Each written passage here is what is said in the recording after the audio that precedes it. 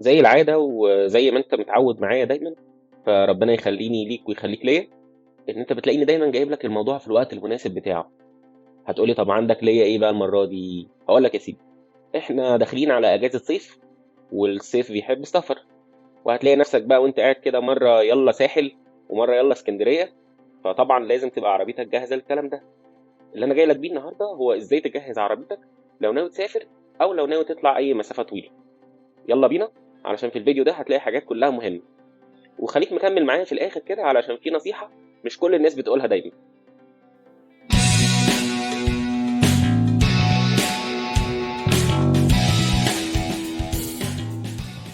قبل ما أكمّل خلّيني أفكّرك بحاجة بقى لي كتير ما فكّرتكش بيها، وهي إن أنت تقدر تعمل سبسكرايب عادي، ولو الفيديو ده عجبك تقدر تعمل لايك، ويا سلام يا سلام لو تعمل كمان شير لصاحبك اللي أنت عارف إن هو بيسافر كتير بالعربية. أهم وأول حاجة تتأكد منها هي سائل التبريد بتاع العربية أو مَيّة الريداتير. اتأكد إن هي لسه محتفظة بمستواها وإن هي لسه محتفظة بلونها وقوامها، وكمان اتأكد من مستوى المَيّة في القربة. مش وأنت مسافر بتلاقي دايمًا ناس راكنة كده فاتحة الكبوت ومستنية العربية تبرد؟ أهو دول بقى ناس نوتي، هم دول أكتر ناس بتنسى تبُص أصلًا على مَيّة الريداتير قبل ما يسافروا. تاني حاجة واللي هي من الحاجات المهمة جدًا هي زيت الماتور. أنا أصلًا كنت عامل لك فيديو بحاله عن زيت الماتور، عايز تروح تشوفه هتلاقيني حاطّه لك فوق في الcards كده. بس المهم جدًا هو إن أنت تراجع عليه وتتأكد إن مستواه سليم، وكمان إن ميعاد تغييره ما يكونش قرّب. لو ميعاد تغييره قرّب يبقى يُفضّل إن أنت تغيّره قبل ما تسافر أو تطلع مشوار طويل.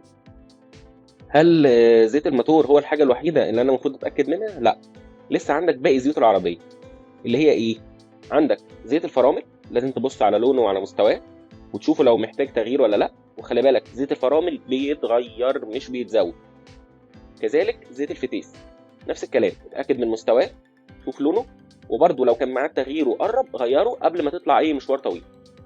وطبعًا زيت الباور ده كمان لازم تتأكد من مستواه وتتأكد إن هو ما حصلش فيه أي نقص. نيجي لحاجة كمان ودي بتبقى ناس كتير أحيانًا بتنساها، وهي المساحات. المساحات لازم تتأكد إن هي شغالة وشغالة بأداء كويس حتى لو أنت مسافر في الصيف. أوقات كتير بتبقى أنت على الطريق ويحصل لك حاجة جت تيجي على الإزاز، طلع تراب كتير، طلع غبار اتكوّم، كل الكلام ده أو أبخرة أو عوادم، كل ده بيتكوّم على الإزاز فهتحتاج تستخدم المساحات.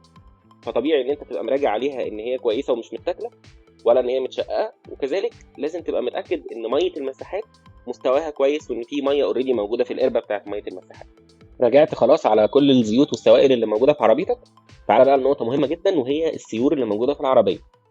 لازم السيور دي تتأكد إن هي لسه محتفظة بليونتها، وإن ما فيش فيها شقوق أو اللي هي التشققات الصغيرة دي اللي بتبقى موجودة فيها، واتأكد كمان إن هي ما بقتش ناشفة. السير لما بيبقى ناشف معرض جدا إن هو يتقطع لو طلعت بيه مشوار طويل. نيجي لحاجة كمان وده أنا مسميه رفيق الدرب في السفر الصراحة، اللي هو إيه؟ اللي هو التكييف. ده لازم تراجع عليه وتتأكد إن هو شغال كويس. أنت طالما مسافر سواء صيف أو شتاء هتطلع على طريق سريع فأنت كده هتحتاج تشغله. من الحاجات المهمة بقى واللي أستأذنك ما تنساهاش أيا كان هو ضغط كاوتش العربية. أنا دي برضه كنت عامل لك عنها فيديو بحاله مخصوص وكنت شارح لك كل حاجة تخص كاوتش العربية، برضه هسيبه لك فوق في الكاردز كده تقدر تروح تتفرج عليه. طيب، أهم حاجة وأنت قبل ما تسافر إن أنت تراجع على ضغط الكاوتش بتاع العربية، ولو أنت مش عارف إيه ضغط الكاوتش بتاع عربيتك هتلاقيه مكتوب يا إما على القايم بتاع العربية اللي هو عند باب السواق، ويا إما في عربيات بيبقى موجود على باب التابلو من جوه. وطبعًا لازم تتأكد إن الاستبن موجود معاك وإن هو سليم. يا سلام بقى يا سلام لو أنت من الناس اللي بيبقى معاها كومبريسور ده اللي هو بيزود الكاوتش لو حصل حاجة طارئة أو الكاوتش نام منك وأنت على الطريق والّا حاجة. عايزك كمان قبل ما تسافر بعربيتك تتأكد إن كل الفوانيس اللي فيها شغالة، وتأكد إن لمبات الإشارات كلها شغالة، وجرب الويتنج، وتأكد إن أنت النور بتاع عربيتك بيكشف لك مسافة كويسة قدامك، لأن لو أنت هتبقى طالع في طريق بالليل والّا حاجة لازم تتأكد من الموضوع ده. وتأكد برضه إن أنت موجود معاك المثلث العاكس والكوريك وشنطة الإسعافات، وطبعًا الطفاية، ودي يُفضّل يعني إن أنت تخلّيها قريبة من إيدك. نيجي لآخر حاجة ودي أنا مش هاخلّيها نصيحة، هاخلّيها طلب وأنا كنت طالب منك إن أنت تكمّل معايا للآخر علشان أقوله لك. بعد إذنك قبل ما تتحرك تقول دعاء السفر، وعلشان ما تدوخش كتير تروح لسه تدوّر في جوجل أو تسأل حد عليه، هتلاقيني حاططه لك أهو في الفيديو تقدر تاخده screenshot.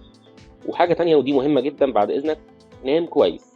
لو أنت مش هتقدر تعمل ده قبل السفر، يبقى خلّي معاك حد يسافر معاك في العربية، على الأقل يفوّقك لو حسيت إن أنت النوم هيبدأ يغلبك.